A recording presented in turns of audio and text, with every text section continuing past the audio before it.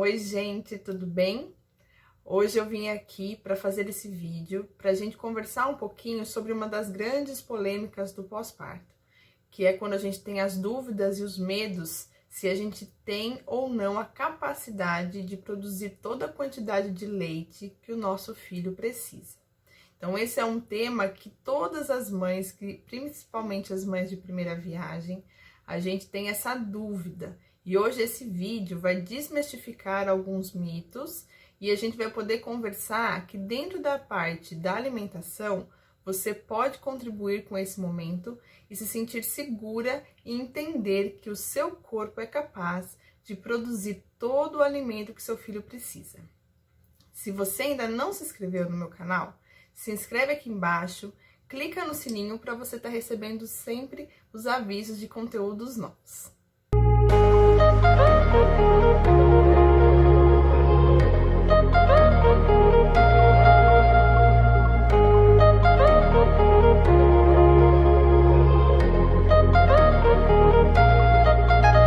Então, vamos começar. Gente, primeiramente eu vou falar com vocês como que acontece a produção de leite, tá? Depois a gente vai, eu vou colocar para vocês aqui uma figura mostrando como que acontece essa produção. Então, vamos lá. A nossa mama, ela começa a nossa maturação assim que a gente começa a menstruar. Lá perto dos 12 anos, no meu caso foi 10, tem mulheres que são 14, mas isso vai depender de mulher para mulher. Mas a maturação ainda é muito ingênua. E aí, quando a gente engravida, que a gente tem os picos dos hormônios estrógeno e progesterona, aí sim as nossas glândulas mamárias começam a ganhar forma, maturar, para aí sim começar a fazer a produção de leite, tá? Quando acontece o pós-parto, quando a gente tem o parto e o bebê ele sai do nosso corpo juntamente com a placenta, é nesse momento que a queda brusca dos nossos hormônios acontecem, estrógeno e progesterona que estavam lá em cima, né? E a prolactina também, a gente já vai falar um pouquinho dela. O estrógeno e a progesterona estavam lá em cima, eles, caem muito rápido, tá? E aí, eles ficam naquela parte, né, quase que basal ou até menos de antes da gravidez. E é aí que a gente começa a produção de leite. A produção de leite, ela é realizada através de um outro hormônio que é a prolactina. A prolactina, ela também estava alta, né, estimulando nossas glândulas mamárias no pré-parto. Quando a gente tem o parto, depois de 3 dias, essa produção também despenca. E aí, como que a gente vai fazer, né? Então, como que vai acontecer essa produção de leite? A produção de leite, ela vai ocorrer a cada mamada do bebê, tá? Então, toda vez que o bebê mamar, ele vai puxar dessa mama, né, o fator produtor de prolactina, e aí sinaliza para o nosso cérebro que após essa sucção e a saída desse fator, é que o cérebro tem que aumentar a produção da prolactina para produzir leite na próxima mamada, tá? Então, um dos princípios de a gente ter bastante leite é amamentar muito, né? Esvaziar essa mama o quanto mais pra gente ter esse feedback neurológico, tá? Então, essa é a primeira coisa.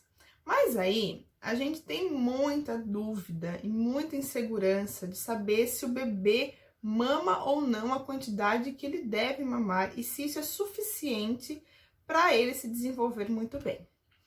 E aí eu vou contar para vocês um caso que eu, né, gente, vocês sabem, já comentei isso em outro vídeo, que o meu primeiro pós-parto, né, o meu primeiro filho, foi bem difícil essa questão da amamentação e acabou acontecendo o desmame.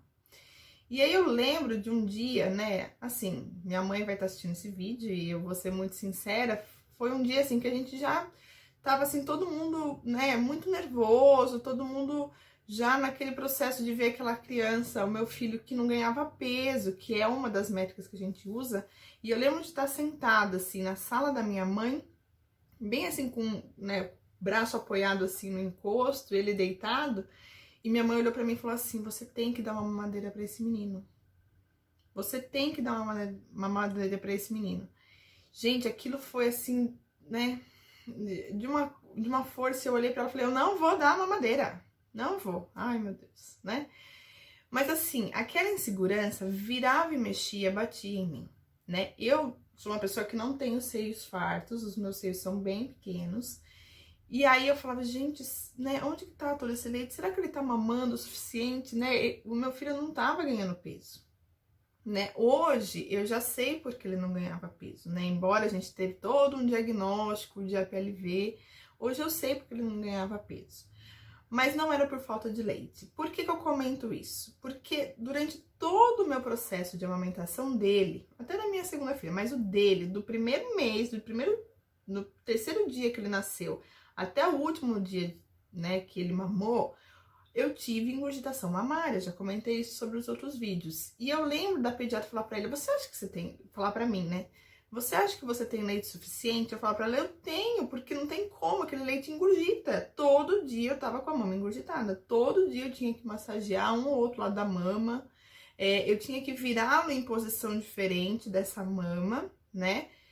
E para ele, né, junto com o queixinho, né, a gente vai falar um pouquinho de pegas, mas junto com o queixo dele, para esse queixo também massagear aquela parte que tava com o gânglio ali, não falar entupido, né, tava com o gânglio ali meio entupidinho, e que aquele leite não conseguia, o ducto, né, tava entupido, e aquele leite efetivamente não conseguia sair. E eu falava para ela, gente, tem leite, tem, né?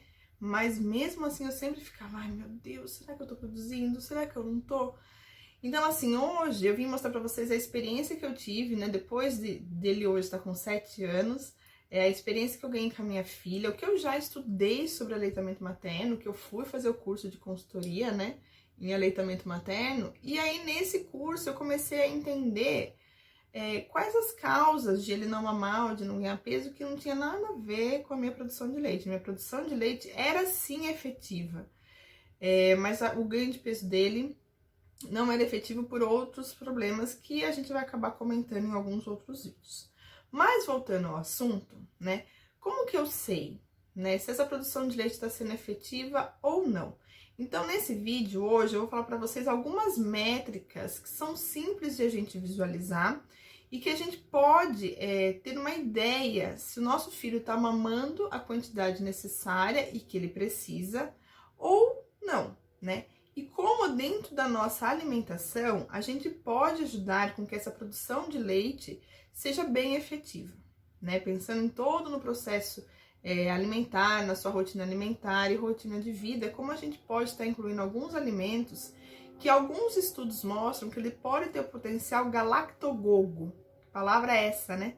Galactogogo, então, é a palavra que classifica alguma coisa, medicamento, alimento, fitoterápico, que possa efetivamente ajudar na produção de leite.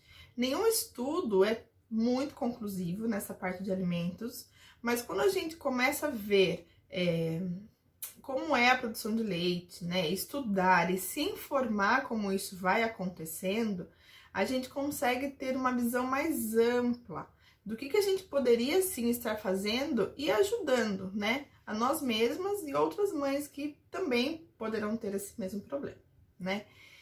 Então, falando um pouquinho das métricas, tá, gente? Então, como sabe, né, que eu tô produzindo leite ou não? Primeira coisa que a gente pensa é se o bebê tá chorando, né? Então, ai, o meu bebê chora, o meu bebê acho que não tá saciado, o meu bebê grita muito, ele acaba de sair do peito, ele continua chorando e tal.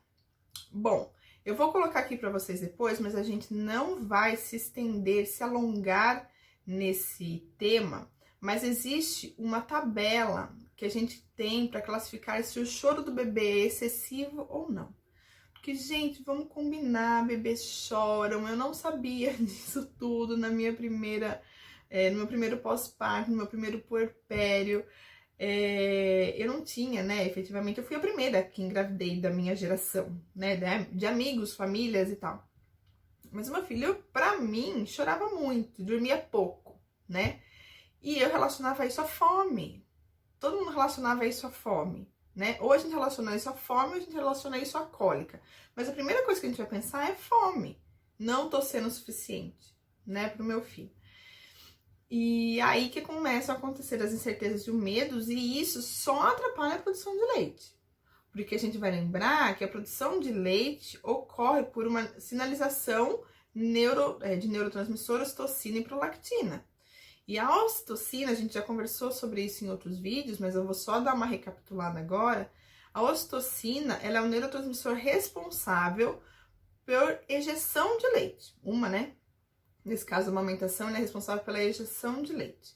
Mas também por manter a gente segura, centrada, empática, fazer a ligação nossa, né, afetiva com o bebê.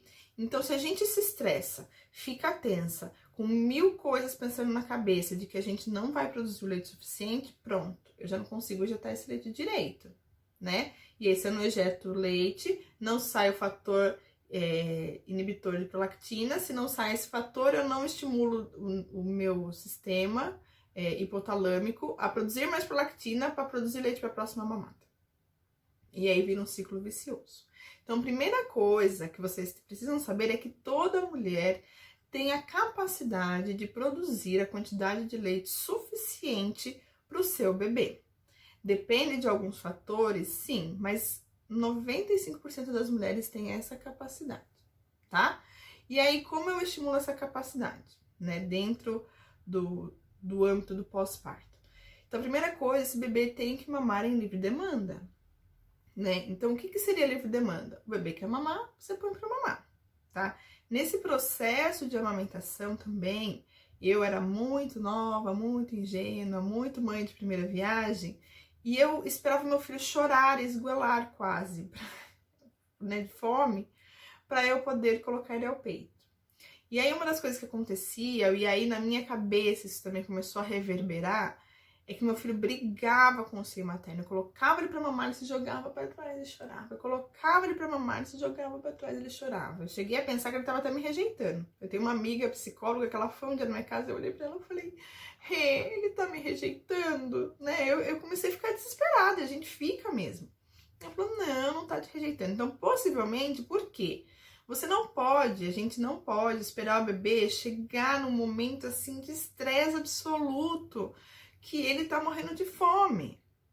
A gente tem que começar a perceber os primeiros sintomas, né? Não vamos chamar de sintomas, os primeiros sinais de que ele tá começando a ficar com fome. Quando ele começa, né, a ficar um pouquinho mais agitado, pôr a mãozinha na boca, girar a cabeça, procurando o seio, né? Você vê que as perninhas dele, ele já começa a se agitar, ele já começa a não ficar tão confortável, né?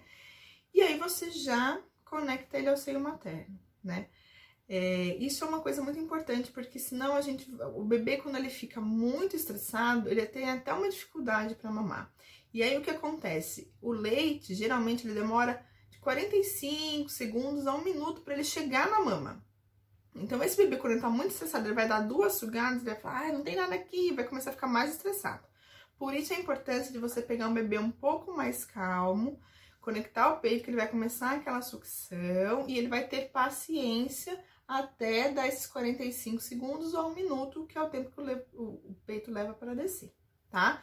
Então, primeira coisa, não tenta colocar o bebê muito nervoso, senão você vai acreditar que você não tá tendo leite suficiente. Outra coisa, outra métrica, né? Então, é aquela história do estou mamado, que a gente fala isso hoje para quando a gente toma uma quantidade um pouquinho superior de bebida alcoólica, né? Mas o bebê não. Esse termo, na verdade, veio dos bebês. Quando o bebê tá armado, ele se larga, se joga, né? Você vê que às vezes ele tá com a mãozinha assim, a hora que ele vai mamar, a hora que ele tá saciado, a mãozinha vai, né, assim, ficando, né, confortável, vai ficando uma mãozinha leve, né? Ele vai ficando mole, né? Então, você vê que é um bebê que tá saciado. E assim, o bebê, ele tem que mamar, a postura de mamada, a posição da mamada, como que tá essa pega, você olhar a bochechinha dele enchendo, você perceber que ele tá fazendo grandes deglutições, né? Que ele sobe isso aqui, é um indício de que ele está mamando, né? E a quantidade tá sendo suficiente.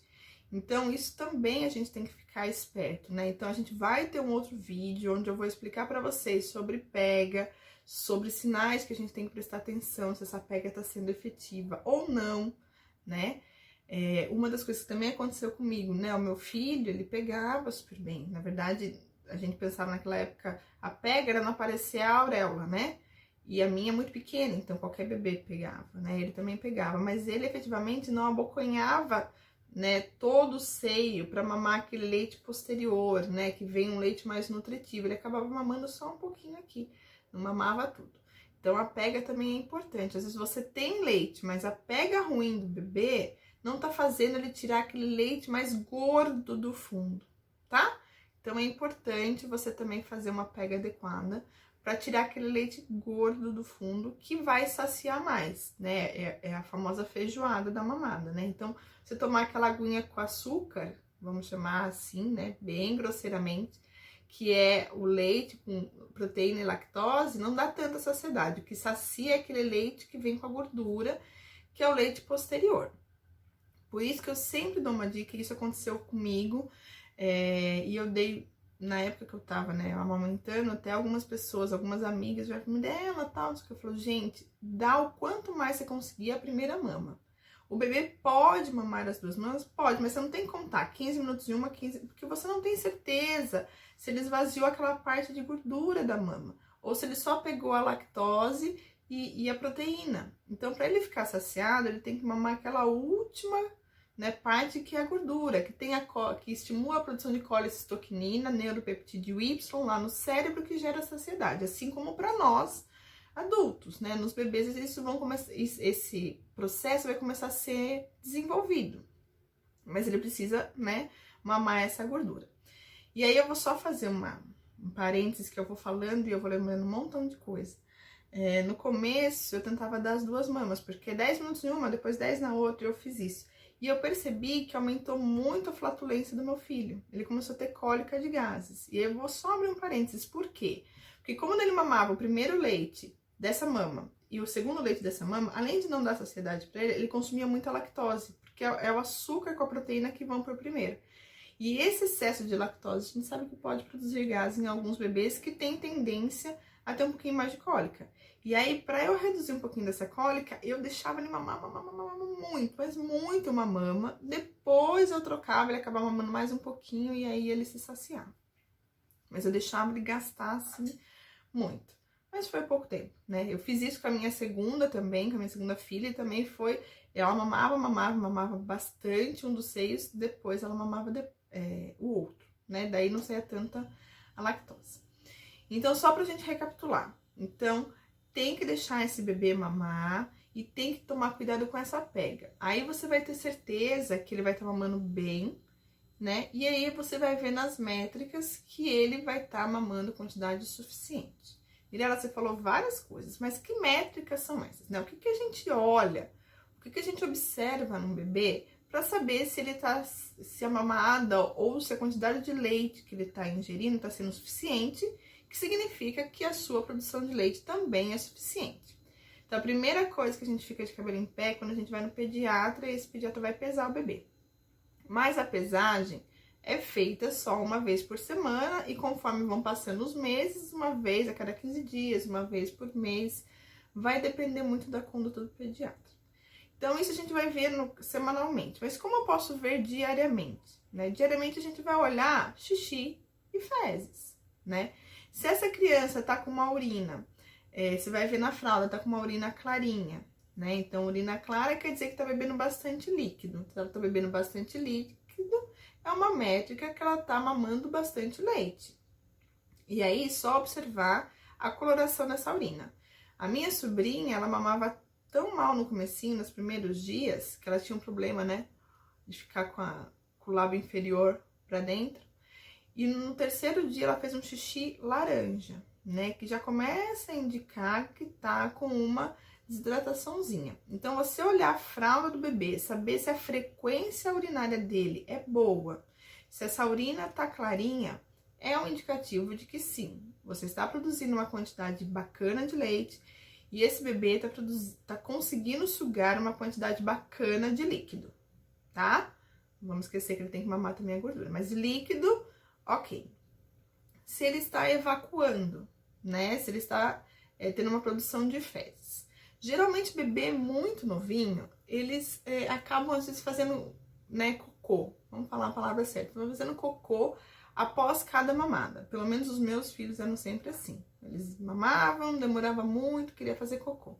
Então, se eles estão tendo uma produção de fezes boa, né, uma vez a cada mamada ou mais vezes ao dia, isso significa que sim, ele também está se alimentando bem e que sim, você está tendo uma boa produção de leite.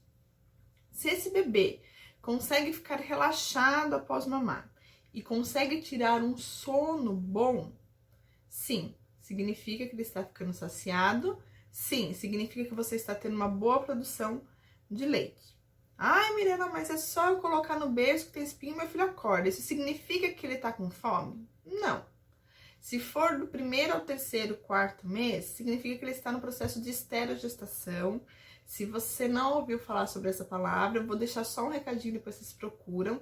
Esterogestação é quando o bebê ainda não descobriu que tá fora da barriga e ele ainda precisa ficar muito em contato com a mãe, tá? Eu vou colocar aqui, enquanto eu vou falando, uma foto minha com os meus filhos, né?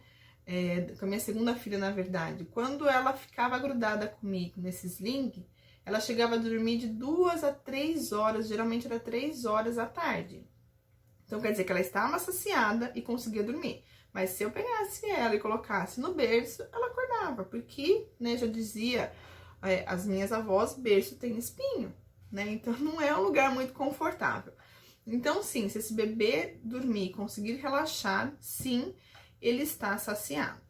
Outra métrica é a gente pensar também no bebê irritadiço. Aquele bebê que tá muito irritado, que você dá o seio materno, ele não se conforta, você troca a fralda, ele não se conforta, você tira a blusa porque tá calor, ele não conforta, né? Então, se você vê que o bebê tá sorrindo, que o bebê consegue, né, mesmo o bebezinho consegue brincar, ele tá saciado. Significa que o seu leite está sendo produzido em uma quantidade suficiente.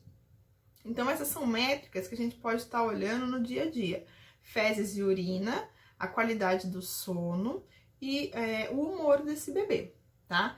E aí sim, a cada semana, ou a cada 15 dias, ou a cada mês, a métrica mais fidedigna é peso, estatura e circunferência, né, cefálica, que é onde o pediatra acaba vendo se esse bebê tá crescendo o suficiente. Se ele estiver crescendo o suficiente, gente, vocês estão produzindo a quantidade necessária de leite, tá? Então, não precisa ficar tão insegura, tá? Lembrando que a maioria de nós, a gente consegue produzir o leite, ok? E aí, vamos partir para a parte falando um pouquinho mais sobre a nossa rotina alimentar. Então, o que a gente pode estar fazendo se uma dessas métricas você observar, ou observa num dia, ou em outro, e você se sentir insegura, você pode usar essas dicas que eu vou te dar, porque aí, assim, a tendência é que só melhore, tá? A sua produção de leite, mesmo que ela não esteja insuficiente, você vai se sentir mais segura e entender que você vai poder estar produzindo bem, tá? Então, assim, primeira coisa, você tem que relaxar. Se 95 a 95, não vamos falar 99 porque eu tô generalizando muito. Mas 95% das mulheres são capazes de produzir todo o leite de que seu filho precisa. Ponto. O que a gente precisa fazer para que isso aconteça? Mamar em livre demanda, tentar descansar e manter uma mente sã. O que é um pouco complicado no pós-parto, mas tentar. Se você descansa e consegue fazer algum tipo de hobby, você já consegue ter uma qualidade psicológica melhor. Então, deixar mamar em livre demanda, descansar quando possível, né? E ter uma qualidade psicológica e emocional boa. E aí, na parte da alimentação, primeira coisa, gente, é a ingestão de líquido. A gente não consegue produzir líquido se estamos desidratadas. Então, não tem como. Tem que ingerir de 3 a 4 litros de líquidos ao dia. Esse líquido pode ser água, pode ser chá, pode ser suco de frutas, com algumas ressalvas que a gente ainda vai estar falando aqui no canal ou nas redes sociais. água de coco, tá? Então, pode ser qualquer tipo de líquido, mas a água mesmo, pelo menos 2,5 litros a 3, e aí você complementa até chegar perto de 3,5 litros a 4 com os demais líquidos, tá? O café, a gente pode até consumir, mas ele tem uma quantidade de 1 a 2 xícaras por dia, tá? Então, não tentar ultrapassar essa quantidade. Mas chás claros, como chá de melissa, camomila, erva cidreira, erva doce, você pode consumir tranquilamente. Água de coco também e suco de frutas, com algumas ressalvas também dá pra gente consumir. Então, água é legal. Aí, fazer uma alimentação saudável, né? Que obviamente eu vou estar conversando sobre isso com vocês muitas vezes no canal. Mas eu vou dar só uma pinceladinha, que a alimentação saudável te ajuda a aumentar a produção de ocitocina, tá? Então, só uma pinceladinha. Então, a gente vai falar sobre alimentos específicos para a produção de ocitocina, mas você tem que saber que você tem que ter uma alimentação saudável, né? Comer de 5 a 6 refeições por dia, com qualidade, né? Então, alimentos ricos em frutas, em verduras, em fibras, né? Alimento de verdade, evitar os junk foods, né? Que a gente não vai chamar de fast food, mas junk foods são todas aquela alimentação à base de pizza, lanche, seja comprada, seja feita em casa, que tem muito carboidrato, ou alimentos ultraprocessados, né? Que a gente compra no mercado, às vezes só põe para assar, para grelhar, já tá semi-pronto, né? Então, a gente chama hoje de junk foods, né? E aí, lembrar de alguns alimentos que hoje a gente está estudando pra caramba nessa função galactogoga, né? Que é essa função de talvez estimular a produção de prolactina e ocitocina. Então, a gente tem aí, por exemplo, os que são fontes de beta-glucanas, né? Então, a gente tem a aveia como uma boa fonte. A gente tem os cogumelos como uma boa fonte de produção de beta-glucana, né? E os cogumelos entraram agora para nossa rotina alimentar, né? Com a introdução da comida japonesa ou a alimentação vegana com uma força bem grande. Então, a gente tem cogumelo, shimeji, shiitake. A gente já consumiu o champignon, né? Mas a gente tem o shimeji e o shiitake que pode estar fazendo parte da composição da nossa rotina, tá? E também o levedo de cerveja, né? O levedo de cerveja é um alimento, ele é um fungo, na verdade, né? Ele é um probiótico que a gente pode estar usando, que também é rico em beta-glucanas, que também poderia ter um efeito galactoguco. Então, vou deixar essas dicas para vocês desses alimentos, tá? Que possivelmente podem estar estimulando a produção de leite materno. E aí, pensando nessa questão da ocitocina, é importante a gente consumir, de repente, alimentos que deixem a gente mais tranquilas, mais em paz e mais zen, mesmo com bebê pequeno, né? E aí, assim, chá de melissa, chá de passiflora, né? Porque chá de passiflora, chá de melissa, camomila, chá de camomila, tá? Por quê? Eles têm um efeito no nosso canal de GABA. O GABA também é um neurotransmissor. E quando esses fitoquímicos, né, entram na nossa corrente sanguínea e chegam até o cérebro, eles fazem a abertura do canal de GABA. Quando esse canal de GABA ele se abre, ele deixa a gente mais relaxado, mais tranquilo, tá?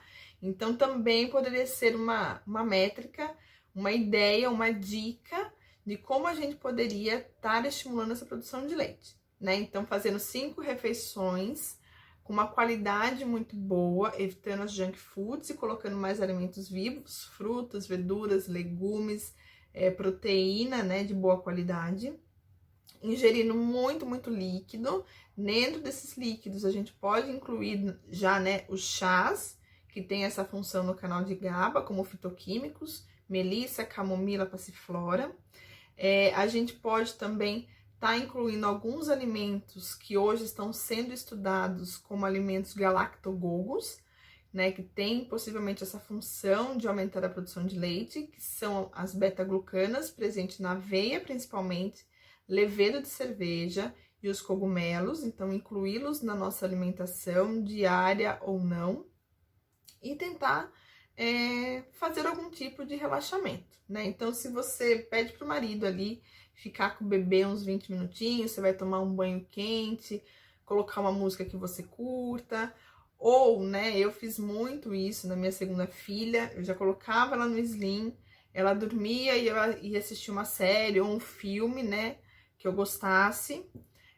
Um filme, gente, vamos fazer só um parênteses, né, não da filme de guerra, ou filme de morte, ou filme, né, pra deixar a gente mais pilhada.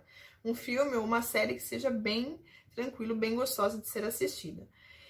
E tentar, assim, se organizar, né? A rotina é um meio de a gente manter o nosso cérebro com menos estresse, né? Então, quando você tem uma rotina pré-estabelecida, isso é bom também para o bebê. Mas para a mãe também, você fala, o que eu vou comer hoje? Ai, que horas eu vou levantar? Que horas eu vou tomar banho? Que horas eu vou no mercado? Que horas eu vou limpar a casa? Então, se você conseguir, de uma certa forma, dentro, né, que eu entendo que existe uma limitação do próprio bebê, se você conseguir manter uma rotina, te deixa um pouco mais sobrecarregada, tá? Mas sintam-se seguras em entender que é passível de 95% de todas as mulheres produzir o leite que é necessário para o seu bebê.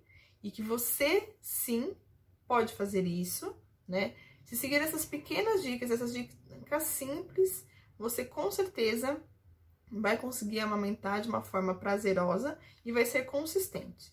Então, lembre-se de observar as métricas para identificar se está sendo suficiente ou não a produção de leite. E mesmo assim, inclua esses alimentos e hábitos alimentares saudáveis que eu coloquei no vídeo, tá bom? Então, eu espero que eu possa ter ajudado vocês. Se vocês gostaram, comentem. Se tiverem dúvidas, pode colocar aqui, eu vou responder todas. E se tem alguma amiga que está precisando também ouvir isso, envie para elas, tá bom? Nos próximos vídeos, a gente continua o assunto sobre alimentação das mães que amamentam. Até mais, tchau, tchau!